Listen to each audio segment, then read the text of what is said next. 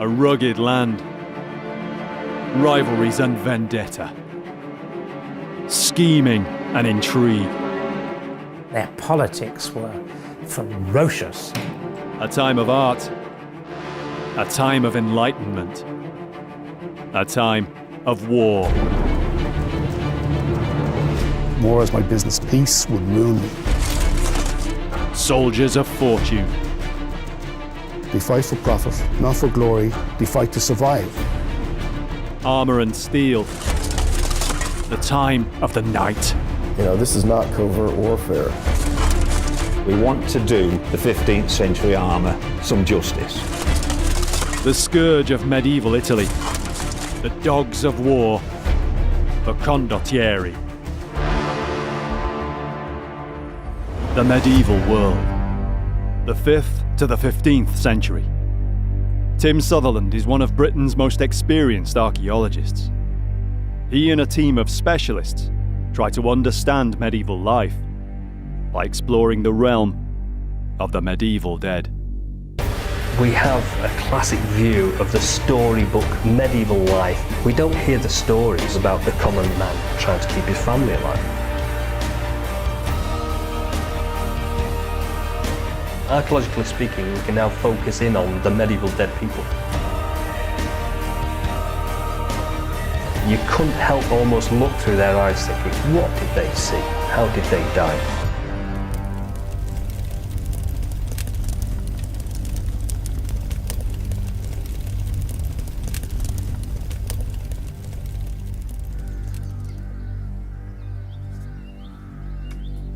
The Condottieri were the paid soldiers, the mercenaries of medieval Italy. Theirs was a world of constant warfare, the golden age of the armoured knight on horseback. It was a life of training, of pitched battles, and gallant cavalry charges, all against the backdrop of one of the richest settings of the entire medieval period. We'll explore the evidence, the battlefields, and track down the lost artifacts of the world of 15th century Italy, the world of the Condottieri. It was a time of change. After centuries of the Dark Ages, Europe was emerging and in many ways beginning to bloom in the Middle Ages. Art, architecture, science. The Renaissance took hold and blazed. Nowhere more so than the very crucible of this new cultural age. Italy in the 15th century wasn't a single country, more a region. It wouldn't be unified for hundreds of years. Late medieval and Renaissance Italy has a very special attraction. It's got a magnetism, but it was an incredibly violent time as well. It was as medieval as the Middle Ages. Beauty and violence. It's perhaps this contradiction that makes Italy so compelling. And it's in this volatile cultural climate that the world of the Condottieri came about. I've always wondered when I think about medieval Italy, I mean, we look at the rest of Europe based on the feudal system, but Italy wasn't like that. And I've often wondered what it was really like. How did it all sort of come together? How did it come together to become one of the richest regions in Central Europe? Medieval Italy was different to the rest of the continent.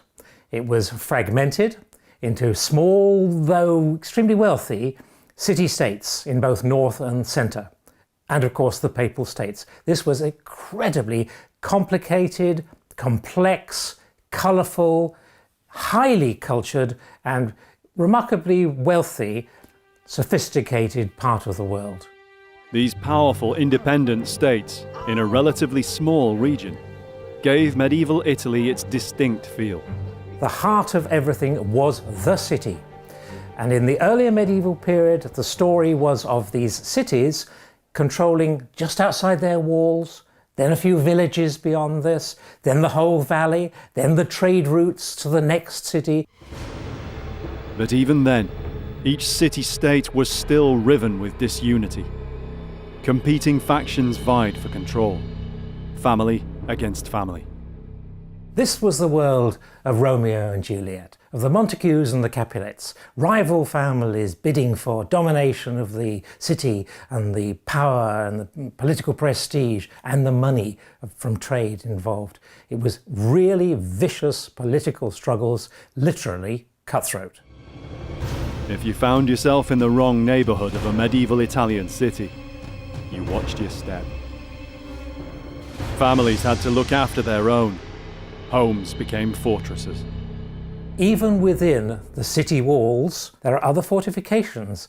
The famous towers that survive in just a few parts of Italy, these were family fortifications. Because the politics was so ferocious and competitive, families who could afford it felt the need to have a fortification in case they had to quarrel with another family.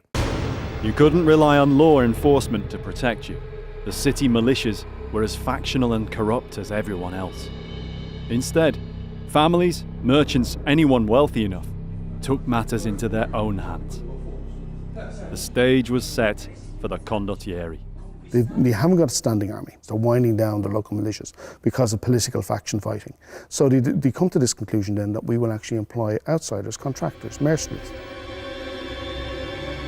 The families got rich enough to think, well, this is a mug's game. Why don't I hire some mercenaries who'll do this dangerous job for me? And we get the beginning of professional soldiers, mercenaries, taking a leading role in Italian warfare.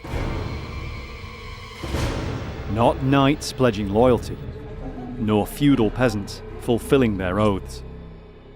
All of a sudden, you've got a system. You're paying somebody else to fight on your behalf, and these are mercenaries. You see this system create itself over a couple of centuries from something that initially is quite ad hoc hiring of mercenaries, and then by, say, 1500, it is quite an elaborate system. It is embedded in political life. There are lawyers who are making their career actually facilitating this kind of a system.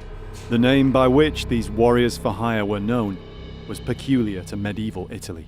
These mercenaries were led by people who had a contract with the city-state, the employer, a condotta, and they were therefore the condottieri. In other words, the condottieri was a military businessman who raised troops, having had a contract to do so from an employer, which was usually a city-state.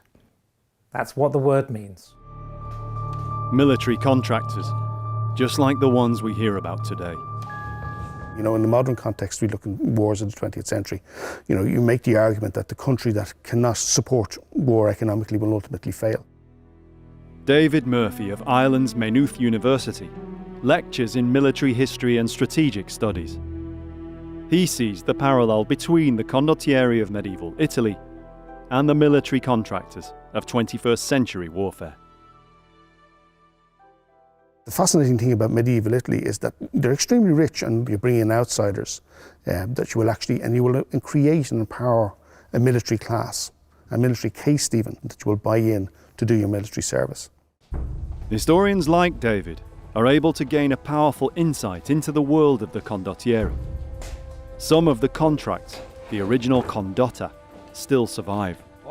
They reveal a wealth of detail. You see some of them still remain in places, the archives say it, in Milan and Florence, whatever else, and they're quite substantial, I mean physically substantial documents, because you have to get all this detail on before it was signed off.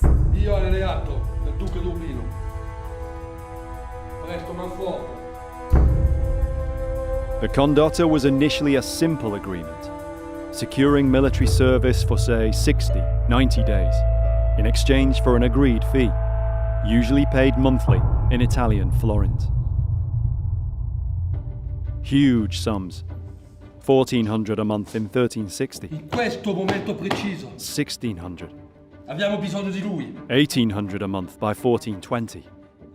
With so much money involved, and clerks, negotiators, lawyers, it's no surprise that the contracts became ever more complex. Drawing them up was an occupation in itself. You see them graduate and get much, much more complex. There will be clauses put in terms of, say, if people get injured, extra pay, what that extra pay will be if you lose a limb, extra pay on top of that. So it gets very, very complex. And also in terms of, say, food that has to be provided, times of payment. So it goes beyond from just being a very simple kind of like text to quite an elaborate one. Most of all, the condotta stipulated exactly what kind of assets the employer was buying. What kind of fighting forces.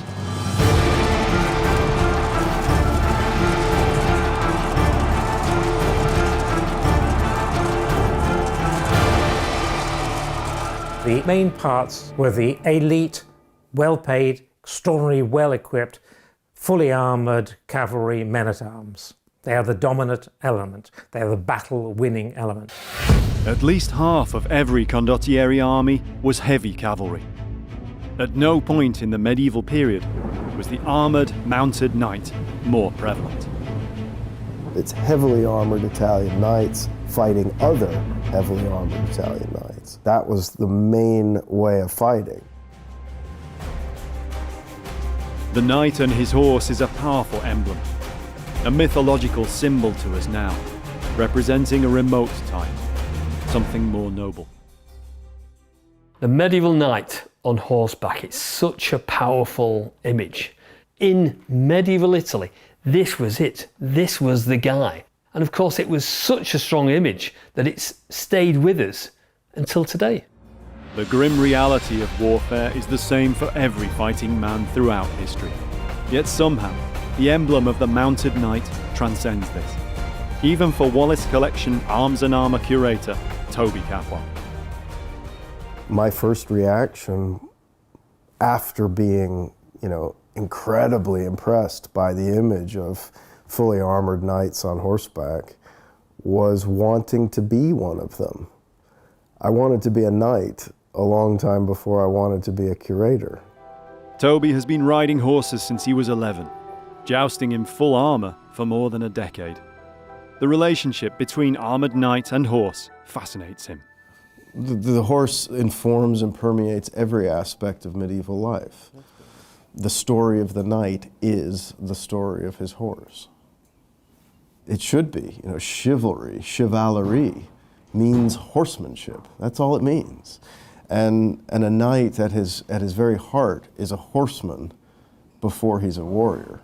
He's that as well, but a knight is nothing without his horse. Professional men-at-arms live with their horses, and they're with their horses practically all of the time. There are fabulous illustrations of mercenary captains marshaling their men-at-arms, getting ready for battle, and the horses are just stood around in the encampment. They're pegged right next to the tents where the guys sleep, and they're getting their horses ready before they've finished dressing themselves.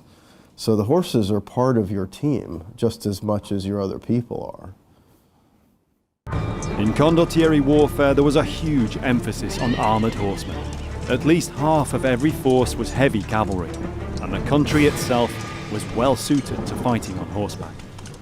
It made a lot of sense to fight on horseback in Italy for a number of different reasons. They have the Great Plains of Lombardy, which is perfect for cavalry operations.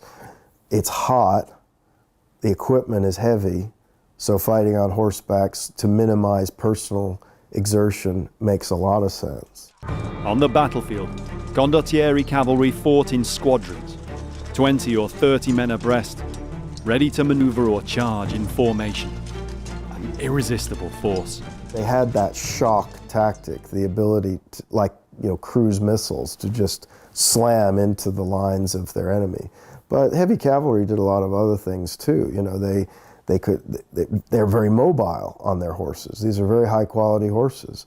They could get round an army. They could attack their opponents from the sides. And of course, they're elemental in pursuits and routes, taking prisoners, taking ransoms. That's all part of the business of warfare. En masse, Condottieri cavalry might have been unstoppable, but individually, mounted men-at-arms were not self-sufficient. Each needed assistance, to maintain and operate in complex armour, let alone feed and water his horse. Because of this, a Condottieri force was made up of small but mutually supporting teams, often comprising just 3 men.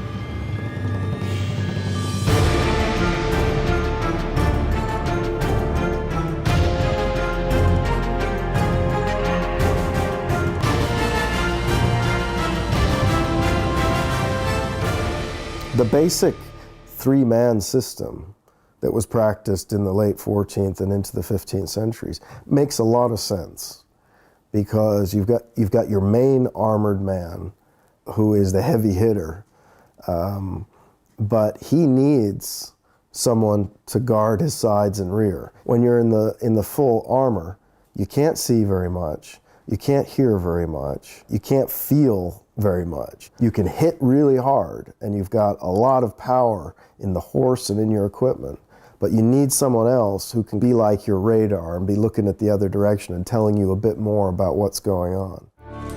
Above all, Condottieri knights had to practice. When they weren't in action on campaign, they had to train in order to survive on the battlefield. To fight well in armor and to fight well on horseback is a full-time job. A good horseman needs to ride 3 hours a day, and a good fighter, a swordsman, a practitioner of the knightly fighting arts needs to train every day just as much as a musician has to practice every day. So this is a full-time job if you're going to be good at it, and it's one of the reasons why knights and fully armored men-at-arms got paid more than everybody else. As well as horses, Condottieri commanders needed the best equipment their employers could afford. Most of all, this meant arms and armour. Across Europe at this period, we see there's a huge emphasis on development of armour. The Condottieri themselves fight battles not for glory, they fight for profit, they fight to get a result, they fight to survive. So with that in mind, they are willing to invest in armour development. Italian armour is generally considered to be some of the best available in the medieval period. In that respect, it's probably reached its zenith. It's the top of its game. The Wallace collection is one of the largest and most important in the United Kingdom. It contains more than 2,000 objects, with many of the finest and rarest examples remaining now anywhere. Italy is the golden age of men in full plate armor, no doubt about it. Well, certainly from a visual and sensory perspective, all these armors are very highly polished, so you'd have a blaze of reflections in the hot Italian summer. This is not covert warfare. This is the most honest, upfront, and immediate form of warfare you can imagine. The helmet was one of the most important pieces of armour. It not only protected the Condottieri, but dehumanized him to an opponent, increasing his psychological impact. By the late 15th century, the Condottieri wore the best helmet ever developed for the mounted knight, the armet. Italian knights of the Condottieri of this period were so closely associated with this helmet. The armet was defined by having these hinged cheek pieces. And this is an ingenious design because they can open up to accept the wearer's head, and then they lock closed around the lower face. So the whole helmet is really enclosing the whole head very closely, very, very well fitted, and getting all of this shape and getting this helmet to work is technically extremely difficult. This is really the best technology of the time. But it wasn't just the helmet. The Condottieri spent most of their time while employed on campaign wearing their armour. So they wanted the best protection, the most practical, the most comfortable, and of course the most prestigious they could afford. Italian armour of this period is like a Lamborghini. It's beautiful. It appears simple. It does the business. It's a classic example of where Something being entirely functional comes across as supremely beautiful because you can see that it works. Original medieval armour is uncommon enough. Italian medieval armour is extremely rare. All 15th century armor is rare. I mean, almost nothing survives. Far less than 1% of everything that was made in the 15th century survives. I mean, literally hundreds of thousands of complete knightly armors were produced in Italy in the 15th century, and 13 survive? Of the very few armours that now exist, most have been preserved due to sheer fluke. A number of these in particular survived through an amazing story of detective work. Author and historical researcher David Nicol owes much of his interest in the medieval period to the work of his father. Patrick Nicol was also a writer, but he was best known for his work as an historical illustrator. One of his colleagues was an important figure of the arms and armour world in the 20th century, Sir James Gow Mann. Sir James had an illustrious career. He'd been the director of the Wallace Collection, and he'd played his part in one of the most astonishing discoveries of historic armour. In the 1930s, he visited a small village outside Mantova in northeastern Italy. Now David Nicol wants to fulfill an ambition of long standing, and in a way, to tie up a loose end some 3 decades old. The sanctuary of Santa Maria della Grazia, it's Our Lady of Mercy, Gratitude. It's an important religious centre, but it's not a place that many people come and visit. This is not a touristic area, but it is important for those who are interested in the history of armour. Indeed, my father always wanted to come here, never was able to do so, so I feel in a strange way I'm doing it for him. It's a medieval sanctuary of the Franciscan order of monks, and it's home to a unique collection.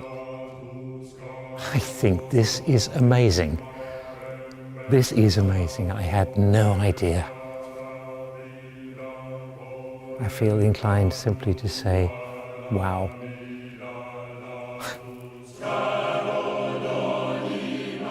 Faces stare down from the walls. Faces enduring suffering. The condemned, the hopeless, the lost. The many dozens of mannequins are hundreds of years old, dating back to medieval times and after. This is a quite extraordinary place. I wanted to visit here for many, many years, but I had no idea it was quite so remarkable as this. I have never seen anything quite like it before. To modern eyes, they're more than unusual. They're grotesque, bizarre. But they're not all horrific. They're representations of people from all walks of life. Men, women, rich and poor, clergymen, soldiers. Each represents a soul saved. The figures are expressions of thanksgiving. They all tell a story. They are all donated by some person who was grateful for being saved from a sickness, disease. Sir James gazed up at these figures, just as many generations had done before him, each of them costumed as the person would have been in life. Realistically crafted in papier-mâché or wax. Maybe, some thought, a little too realistically. There were mannequins here depicting medieval knights in full armour. They looked at these statues without realizing that some of them weren't, in fact, statues. They're actual, unique suits of armour, extraordinarily rare and beautiful things covered in paint and dust and quite difficult to see. And that is, in a sense, where the story of these armours really began. Several extremely rare armours, complete suits, had lain under the noses of the locals here for centuries. The armours were carefully taken down for restoration. the wax and paint had to be painstakingly removed, almost like archaeology. I have to say, if my father had been able to come to this place, he would have been bowled over by it. But where did the rare suits of armour go? David will follow the trail to see for himself. Medieval Italian armour is rare now, but in the time of the Condottieri, it was produced on an almost industrial scale. The workshops of northern Italy would have been dark and noisy places, as the smiths worked at feverish paces to keep the Condottieri men-at-arms equipped. It's one thing to appreciate the armour for the quality and the workmanship, but what's it like to actually make? What about the people that made it? What was it like to be a medieval armourer? Beating sheet metal day in, day out. The heat, the grime, the strength. To do this hour after hour, day after day, it takes an unbelievable amount of strength. And sometimes you wonder whether you're capable of doing such a thing. So I wondered what it would be like to go and have a go myself. To do this, Tim heads to Chesterfield in Derbyshire. He's come to a 21st century armour workshop, the home of White Rose Armouries. Nice to meet you, White Dave Rose Hewitt. Armouries. Excellent. Any chance of brew before we start? Kettle's on, mate. Dave Hewitt is a 21st century master armourer. So Dave, how long have you been doing this? For my sins, 32 years now. I used to be an accountant and I hated it. So I were into reenactment and I couldn't afford any armour, so I found some scrap road signs and decided to make my own. So my armour had got give way and all sorts of stuff inside on it. And I made it in my bedroom and it put a strain on me marriage sort of thing. So. But 3 decades on, Dave's work is now among the most sought after in Europe. He makes armours for museums, collectors and reenactors. I wanted to make good stuff. I didn't just want to do it as a job, because I don't think you could do this as a job. This is a calling almost. Over the years, Dave has taught himself the skills that were used in the guild-protected workshops of 15th century Italy. Today, I mean, you've got me and a couple of lads working in this little armoury here. It was nothing like that. I mean, they reckon Misaglia brothers in Italy had got permanent staff, about 3,000 of them working. But then you've got your journeyman armourers, probably another 2,000-3,000 cottage industries, specialists making hinges, buckles. Can you imagine the amount of buckles that you'd require?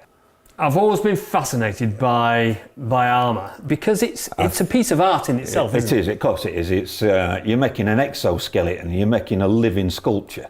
So, what are you going to get me doing today then? We're going to make a simple breastplate with a placket, typical 15th century style. One of the most vital pieces of a condottiero's armour was his breastplate. It was usually in 2 overlapping sections. The placard was the lower piece. You're going to make most of it and I'm going to watch you.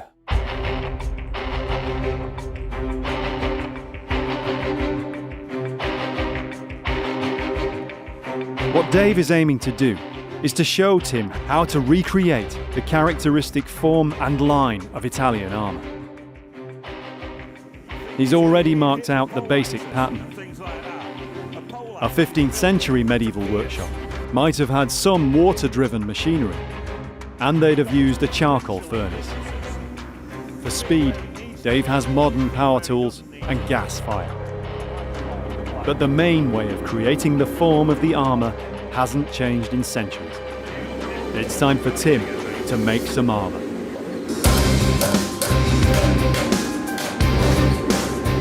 The first process is called sinking. Under Dave's eye, Tim is stretching the metal into the convex shape that gives the armour its strength. Constant heating and beating keeps the steel malleable.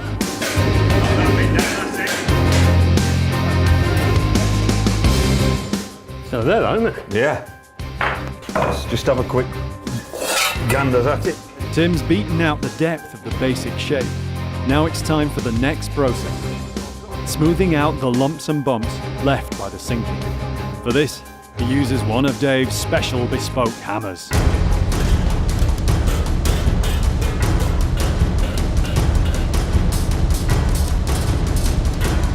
It takes steady hammering and a feel for the metal to gradually flatten the surface out without losing the overall curve.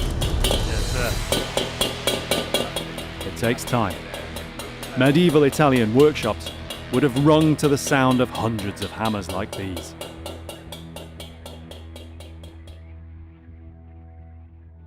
Condottieri forces were well served in armourers. Throughout the 14th and 15th centuries, Italian armour making grew to be internationally renowned. But how did this come about in such a small region? One of the reasons, most basic reasons why Milan and that northern Italy became one of Europe's most important centers for the production of armor was the geography. If you look at what you need to make armor, obviously you need good sources of iron ore. You also need forests, though. You need forests for your fires that you're going to use to make the stuff. You need forests to make charcoal. You need charcoal, the carbon in charcoal, to make iron into steel. And you also need a confluence of rivers. You need rivers to power the water-powered grinding and polishing and trip hammering equipment. And you need rivers to transport your product in and out. And the scale of production was extraordinary, especially considering the Industrial Revolution was still 2 centuries away. Milan, a conservative estimate shows that in any given year in the 15th century, the Milanese armor-making community was producing something like 25,000 armors a year. And on an individual workshop basis, that's 1 armor a day. That's an extraordinarily organized industry. David Nicole is on the trail of some of the last remaining medieval Italian armors. After months of careful restoration, the suits were reassembled and finally displayed together again, as they had been over the previous centuries. David's father was a contemporary of Sir James Mann, who documented the story of the Sanctuary of the Madonna delle Grazie armors. But he was never able to see the collection for himself, so David now completes the journey for his father. Well, here we are outside the Diocesan Museum in the northern Italian city of Mantua. I've been waiting many, many years, in fact decades, to come here. Oh, wow. Okay, this is special. The collection represents a real story of survival and a lasting testament to the skills of Italian armourers of the late 15th and early 16th centuries. They show the richness and style of Italian medieval armour with a wealth of tiny detail, including many of the individual armourers' marks. This is exactly what the richest Condottieri fighting men wore on the campaigns of the high medieval period. Well, here we are, really, surrounded by the best quality armour that is going to be worn by the best equipped Condottieri leaders.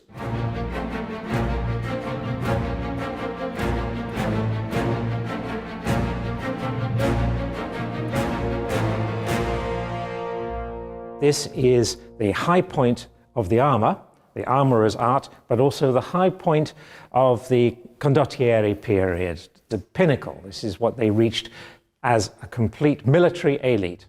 No one knows now to whom these armours belonged. The Madonna delle Grazie, the Madonna of Mercy, was the protector, just like any believer who had reason to give thanks for recovery from an illness or misfortune. Condottieri soldiers here made their own tributes in gratitude. They're not, as far as we know, from a particular battle. These are donated for gratitude in thanks for their safe return from some campaign or some battle. Thanks to the Virgin for saving my life, and here is the piece of armour which protected me. You note the shape here. It's very simple, classic, simple, functional. It worked, it did the business. This is a good, strong chunk of metal, but they could churn these things out in numbers, and they exported them all over Europe. Back at White Rose Armouries, Tim has almost finished planishing. The placard is ready for final shaping. Tim's creasing the metal over to create the waist. A skirt made of other plates or lames would have hung from this to protect the midriff. A fine grit grind gives the bright finish that a condottiero noble would have expected. So there it is, Tim. What do you reckon to it? I can't believe we've made that, although you keep saying I've made it. But I haven't made it, you've made it. It's phenomenal that you can get something that round out of a piece of flat steel. I still can't believe it, and it's taken a day. It's beautiful though, isn't it? It is. And you can see it works. And it's to do exactly what it says on the tin. So it's a perfect fit. Squeeze into it. You see you've got your survival zone in there now. That's Yeah. not touching your flesh. No. So any impact on there is going to be transferred through feel it there all around, and yeah. transferred into your softer flesh down here. That's right. So all your vital organs are going to be safe and sound. All that trauma is going to miss them. It's been a real privilege, and to work with somebody who knows what they're doing is an even more of a privilege, because obviously you've been doing this for a long time. Thank you very much. It's been an unforgettable experience. My pleasure. Yeah, thank you. However useful mercenaries were on the battlefield, an employer had always to be wary. Condottieri leaders could be charismatic and ambitious. I think for condottieri leaders, it must have looked like a land of opportunity, because when you consider you've been paid to provide military force to very wealthy employers who don't have their own military force, therein lies an opportunity. And you see sometimes they get drawn into kind of wider politics that shouldn't really concern them. Intrigue was all too common. In 1478, the Pazzi family plotted to assassinate Lorenzo de' Medici by turning his own condottieri against him. The whole idea is that when Lorenzo's at Mass, he will be taken out, and then also key members of his family will also be taken out, and it'll all be not a bloodless coup, a bloody coup, and power will change. Only it didn't work out that way.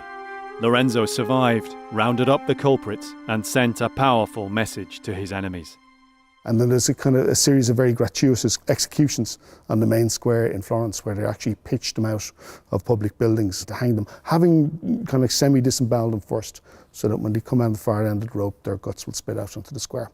So very, very graphic. But again, for a condottieri leader, this, if he's willing to take those kind of risks, it could be spectacular success. But when it goes wrong, it goes very badly wrong.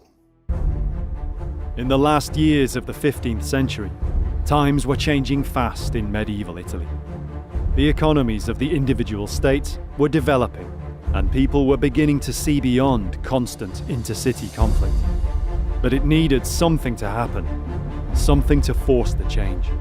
The catalyst was invasion. Europe too was evolving, kingdoms vying for power.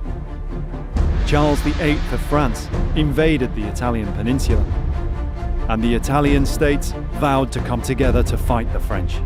Condottieri, who had previously fought each other, now fought under the same banner. The scene was set for one of the last great set pieces in the story of the Condottieri. From Mantova, David heads southwest. Here in the Tauro Valley is where the Condottieri cavalry played their part against the French invaders. Two armies in this valley. Two armies on opposing sides of the river. The weather was turning bad, a portent for what was to come. This was an Italian army, a very mixed Italian army from many states, but facing, or attacking indeed, an invading French army which was on its way home. It was not retreating, it was just on its way home. The French had chosen their line of march carefully. They were protected on one side by hills and woods, and on the other by the river. Now, the only way the Italians were going to be able to do this was to charge across the river. The battle was fought over a huge area across the valley, with the French force extended in line of march along the road. The river is just as wide as it was back then, though the shallows and shale beds have changed. There's enough for David to go on though, as he seeks out the approximate area where the spectacular events took place, epitomizing the flashing spirit of the Condottieri cavalry. Now there's the riverbed, the River Taro. I was here 30 years ago. I was a bit younger then. The patched-together Italian army was commanded by a veteran Condottiero leader, Francesco Gonzago, the Duke of Mantova. It was he who ordered the attack across the shallows of the river to surprise the French. One of the obvious places to cross the river, who wanted to make a charge and to attack the flank of the French army as it went across, was the ford. And there was a ford here opposite Oppiano. And I think it probably still exists, although the riverbed, the riverbed moves a lot. But that night, the weather finally broke. Rain, thunder and lightning lashed across the hills and valleys. The ford the Condottieri wanted to use flooded. Gonzaga, in command of the Central Division, decided not to go across the river at the ford. So he shifted to his left, upriver, and charged across at another smaller ford, which for whatever reason he decided was more suitable. Hundreds of Condottieri knights and men-at-arms waded their armoured horses through the river to attack the French flank.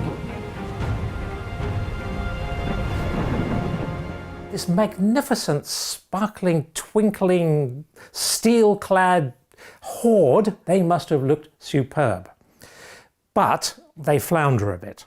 They get across, and then they have to attack without any time or space to reorganize themselves. So it was something that didn't really quite work. Must have looked marvelous. A spectacle it surely must have been, but for all their dash and valour, the different Condottieri leaders just weren't used to operating under a single command.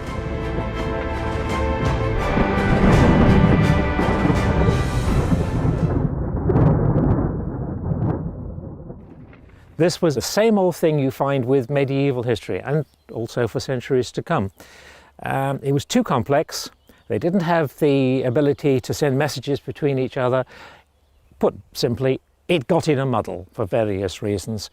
And ultimately, the battle was really a draw. A very bloody draw. It was the beginning of the end for the Condottieri. For 2 centuries, they'd fought small wars, city on city, family on family. But national wars, on a much larger scale, were something they couldn't adapt to. The nature of warfare too was changing for the armoured horseman in the twilight of the medieval period. It's amazing really, because we're at the end of our period, the end of the medieval period. The knight in armour is at the top of his game. A few years later, all this fades away with the advent of gunpowder and weapons. The armour is not good enough to last against ballistics. And so what happens is all these knights in armour fade away, and that's the end. They've just gone. The Italian wars raged long into the 16th century. And in this cauldron, slowly, a sense of Italian nationalism emerged. But with it, a sense of responsibility. All classes of society were expected to contribute something, either in terms of money or effort and blood. We've got to either modernize, or we must go back to a purer idea when you don't rely on mercenaries. A man fights for his city, or indeed the whole concept of Italy. So there was a change here. It's silent. All you really have is birdsong. However, it was here that, in a way, an era ended. The era of the Condottieri.